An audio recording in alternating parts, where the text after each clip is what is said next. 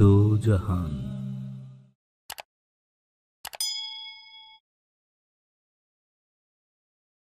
আউযু বিল্লাহি মিনাশ শাইতানির রাজিম। বিসমিল্লাহির রহমানির রহিম। আসসালামু আলাইকুম ওয়া রাহমাতুল্লাহি ওয়া বারাকাতুহু। সুপ্রিয় দোজাহানের দর্শক শ্রোতা, আশা করি মহান আল্লাহ সুবহানাহু ওয়া তাআলার অশেষ রহমত ও দয়ায় আপনারা প্রত্যেকেই ভালো আছেন। প্রিয় দর্শক, আজকে একটি খুবই গুরুত্বপূর্ণ বিষয় নিয়ে আলোচনা করব। খুব ভোরে ঘুম থেকে ওঠা সম্পদ ও জ্ঞানের পূর্বশর্ত, বলা যায় সফলতার চাবিকাঠি। কেননা ভোর রাতে বা দিনের শুরুতে সবচেয়ে বেশি কল্যাণ থাকে। শুধু ইবাদত বন্দেগীই নয়, বরং দুনিয়াবী কাজের জন্য এটি সবচেয়ে উপযুক্ত ও বরকতময় সময়।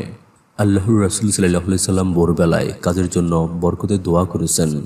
হযরত সখর গামিদী রাদিয়াল্লাহু তাআলা সূত্রে বর্ণিত, রাসূল পাক সাল্লাল্লাহু আলাইহি সাল্লাম এই দোয়া করেছেন, হে আল্লাহ, আমার উম্মতের জন্য দিনের শুরুকে বরকতময় করুন। এই জন্যই রাসূলুল্লাহ সাল্লাল্লাহু আলাইহি সাল্লাম কোনো যুদ্ধ অভিযানে বাহিনী পাঠানোর সময় দিনের শুরুতেই পাঠাতেন। বর্ণনাকারী বলেন, সখর রাদিয়াল্লাহু তাআলা ও তার ব্যবসায়িক কার্যক্রম ভোরবেলায় শুরু করতেন। এতে তার ব্যবসায় অনেক উন্নতি হয় এবং তিনি সীমাহীন প্রাচুর্য লাভ করেন। আবু দাউদ শরীফ হাদিস নাম্বার 2606। তাছাড়া এই সময়টিতে বান্দার রিজিক বন্টন হয়।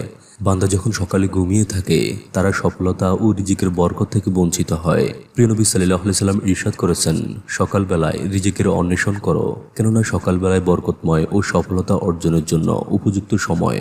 মাজমাউজ জাওয়ায়েদ হাদিস নাম্বার 6220। হযরত ফাতেমা বিনতে মুহাম্মদ সাল্লাল্লাহু আলাইহি সাল্লাম থেকে বর্ণিত, তিনি বলেন, একদা রাসূলুল্লাহ সাল্লাল্লাহু আলাইহি সাল্লাম আমার ঘরে এসে আমাকে ভোরবেলায় ঘুমন্ত অবস্থায় দেখলেন।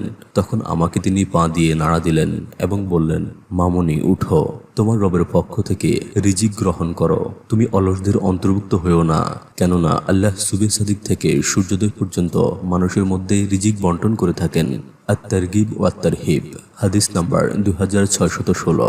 খুব ভোরে ঘুম থেকে ওঠা মানুষগুলো সবার থেকে আলাদা ও কর্মদক্ষ হয়ে থাকে। গবেষণায় দেখা যায়, যারা খুব ভোরে ঘুম থেকে ওঠে কিংবা রাতে তাড়াতাড়ি ঘুমিয়ে সকালে উঠে যায়, অন্যদের তুলনায় তাদের আইকিউ অনেক ভালো হয়। অর্থাৎ তাদের ব্রেন পর্যাপ্ত সময় পায় বিশ্রামের জন্য। এই জন্যই তাদের বুদ্ধি এবং মেধা অনেক বেশি হয়ে থাকে।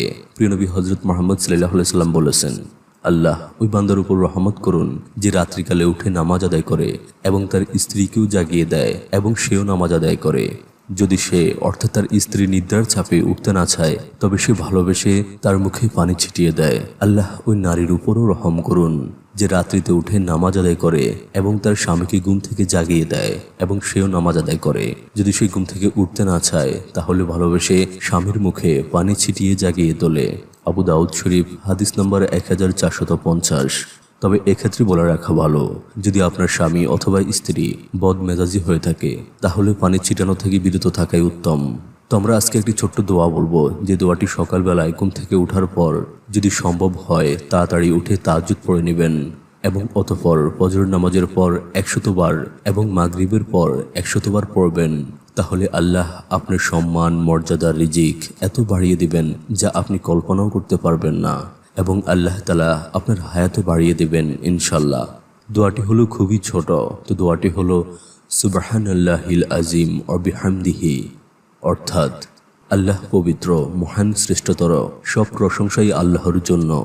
রাসূল পাক সাল্লাল্লাহু আলাইহি সাল্লাম বলেছেন, যে ব্যক্তি সকালে ঘুম থেকে উঠে 100 বার বলবে সুবহানাল্লাহিল আজিম ওয়া বিহামদিহি এবং সন্ধ্যায় উপনীত হয়েও অনুরূপ বলবে, সৃষ্টিগুলোর কেউ তার সমপরিমাণ মর্যাদা, সওয়াব এবং রিজিক অর্জন করতে পারবে না। আবু দাউদ শরীফ হাদিস নাম্বার 5091। তবে ঘুম থেকে উঠেই এই দোয়াটি অবশ্যই পড়তে বলবেন না। হাদিসে বর্ণিত হয়েছে, হযরত হুযায়ফা রাদিয়াল্লাহু তাআলা বলেছেন, রাসূল পাক সাল্লাল্লাহু আলাইহি সাল্লাম যখন ঘুম থেকে উঠতেন, তখন তিনি বলতেন, আলহামদুলিল্লাহিল্লাযী আহিয়ানা বা'দামা আমাতানা ওয়া ইলাইহিন নুশুর, অর্থাৎ সকল প্রশংসা আল্লাহর জন্য, যিনি নিদ্রারূপ মৃত্যুর পর আমাকে জীবিত করলেন আর তার নিকটই সকলের পুনরুত্থান। মুসলিম শরীফ হাদিস নাম্বার 2711। এছাড়াও কোরআনে আরো বর্ণিত হয়েছে, মহান আল্লাহ রাব্বুল আলামিন বলেন, তোমাদের নিদ্রাকে করেছি ক্লান্তি দূরকারী, রাত্রিকে করেছি আবরণ, দিনকে করেছি জীবিকা অর্জনের সময়। সূরা আন-নাবা আয়াত 9, 10, 11। মূলত ঘুমের মাধ্যমে প্রশান্তি লাভের পর মানুষকে আল্লাহর শুকরিয়া আদায় করা সকলেরই কর্তব্য। তো এখন আমরা সংক্ষেপে আরো কিছু জেনে নেব। সেটা হলো ঘুম থেকে উঠলে মুমিনের করণীয় কি। প্রথমত, ঘুম থেকে উঠে সর্বপ্রথম করণীয় হলো হাত দিয়ে চেহারা থেকে ঘুমের প্রভাব দূর করা। বুখারী শরীফ হাদিস নম্বর 183। দ্বিতীয়ত, ঘুম থেকে ওঠার পর দোয়া পড়া। দোয়াটি হলো আলহামদুলিল্লাহিল্লাযী আহিয়ানা বা'দামা আমাতানা ওয়া ইলাইহিন নুশুর, অর্থাৎ সমস্ত প্রশংসা আল্লাহর জন্য যিনি আমাদের মৃত বানানোর পর জীবিত করেছেন আর আমরা তার দিকেই পুনরুত্থান করব। বুখারী শরীফ হাদিস নম্বর 6324। তৃতীয়ত, আল্লাহর কাছে জিকির করা। হযরত উবাদা সামিত রাদিয়াল্লাহু থেকে বর্ণিত, নবী করিম সাল্লাল্লাহু আলাইহি ওয়াসাল্লাম ইরশাদ করেছেন, যে ব্যক্তি রাতের ঘুম থেকে জাগ্রত হয়ে এই দোয়াটি পাঠ করবে, দোয়াটি হলো লা ইলাহা ইল্লাল্লাহু ওয়াহদাহু লা শারীকা লাহু লাহুল মুলকু ওয়া লাহুল হামদ ওয়া হুয়া আলা কুল্লি শাইইন কাদির, আলহামদুলিল্লাহ ওয়া সুবহানাল্লাহ ওয়া লা ইলাহা ইল্লাল্লাহু আল্লাহু আকবার ওয়া লা হাওলা ওয়া লা কুওয়াতা ইল্লা বিল্লাহ। অথবা বলবে আল্লাহুম্মা গফিরলি, হে আল্লাহ আপনি আমাকে মাফ করে দিন। কিংবা যে কোনো দোয়াই করবে তখন এই দোয়া কবুল করা হবে। আর যদি কেউ ওযু করে এবং সালাত আদায় করে তার সালাতও কবুল হবে। বুখারী শরীফ হাদিস নম্বর 1154। চতুর্থত, আকাশের দিকে তাকিয়ে সূরা আল ইমরানের শেষ 10 আয়াত পাঠ করবে। মুসলিম শরীফ হাদিস নম্বর 673। পঞ্চম নাম্বার হলো মিসওয়াক করবে, কেননা রাসূলুল্লাহ সাল্লাল্লাহু আলাইহি সাল্লাম ঘুম থেকে উঠে মিসওয়াক করতেন। বুখারী শরীফ হাদিস নম্বর 245। মিসওয়াক করতে না পারলে অবশ্যই ব্রাশ করে নেবে। ষষ্ঠ নাম্বার, ওযু করে নেবে। গোসল ফরজ হলে গোসল করে নেবে। সপ্তম নাম্বার, সম্ভব হলে শেষ রাতে উঠে তাহাজ্জুদ সালাত আদায় করবে। তাহাজ্জুদের সালাত আদায় করলে কুপ্রবৃত্তি দমন ও শয়তানের প্ররোচনা থেকে রক্ষা পাওয়া যায়। ইরশাদ হয়েছে, অবশ্যই দলনে রাত্রিকালীন উত্থান প্রবলতর এবং বাক স্ফুরণে সঠিক, অর্থাৎ উচ্চারণ সঠিক হবে। সূরা মুজাম্মিল আয়াত 6। এবং অষ্টম নাম্বার হলো সম্ভব হলে জামাতের সঙ্গে ফজরের নামাজ আদায় করবে। মহান আল্লাহ তাআলা আমাদেরকে আমলগুলো করার তৌফিক দান করুক, আমিন। তো যারা এই প্রথমবারের মতো আমাদের ভিডিও দেখছেন, অনুগ্রহ করে আমাদের চ্যানেলটি সাবস্ক্রাইব করুন এবং পাশে থাকা নোটিফিকেশন বেলটি অন করে দিন, যাতে করে ইনশাআল্লাহ আমরা ভবিষ্যতে কোনো ভিডিও দিলে যাতে আপনি দেখতে পারেন।